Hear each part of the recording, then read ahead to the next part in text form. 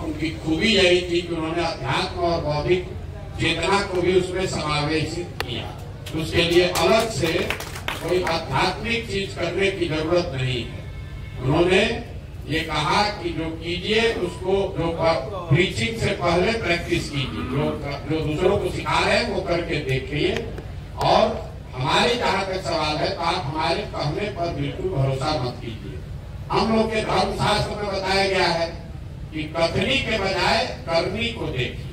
जो हम कर रहे हैं उसको देखिए, जांचिए, परखिए, मूल्यांकन कीजिए। ठीक लगे तो जुड़िए, न ठीक लगे तो मुंह से तो सब अच्छा ही बोलता है। दूसरे सत्र में क्या सवाल किया और ज्यादा समझ हमको नहीं आया, लेकिन अगर आप ये कह रहे हैं कि सही आदमी खड़ा होता है चुनाव में हार जाता है, ऐसी बात नहीं।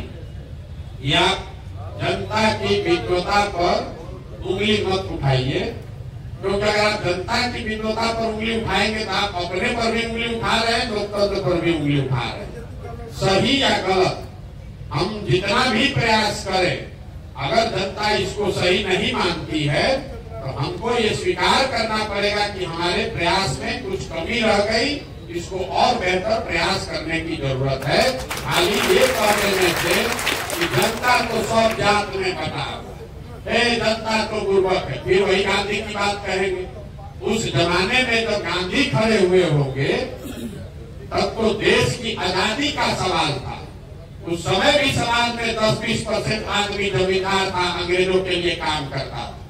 उस समय भी अंग्रेजों के सेना में इंग्लैंड से ज्यादा भारत का ही आदमी था। कुछ आदमी तो हमेशा विरोध में रहेगा, उसमें क्या दिक्कत है। लेकिन ये कह देना कि सारा समाज एकदम से उसका चेतना मर गया है, ऐसी बात नहीं। आप पंचायती राज से चुनाव लड़ने की बात कहे, हम आपको एक आंकड़ा दे रहे हैं। बिहार में यहाँ ज्यादातर मुखिया और पंचायती राज से जुड़े हुए लोग बैठे हुए हैं। 90% पिछले चुनाव में 90, मतलब 10 में 9 वार्ड सदस्य और 10 में 8 मुखिया चुनाव हारा। आपके मधेपुरा में भी देख लीजिए। जनता इतना बेवकूफ नहीं है। अगर नल जल में गलती हुआ तो जनता ने एक आदमी को चुन कर अच्छा का उसने उठी जीता गया।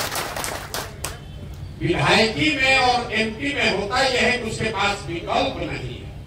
जनता के पास विकल्प नहीं है, जाए तो जाए कहां, तो मजबूरी में उसको देना पड़ रहा है। तो उस मजबूरी को, जनता की मजबूरी को बेवकूफी मत मानिए। और अगर समाज में जनता को समझाने की जरूरत है तो जन स्वराज का पहला उद्देश्य यही है कि पहले जनता को समझाया जाए, फिर एक नया दल बनाया जाए, फिर एक योजना बनाया जाए कि तीनों काम एक साथ होगा तो विकास होगा, तो परिवर्तन आएगा।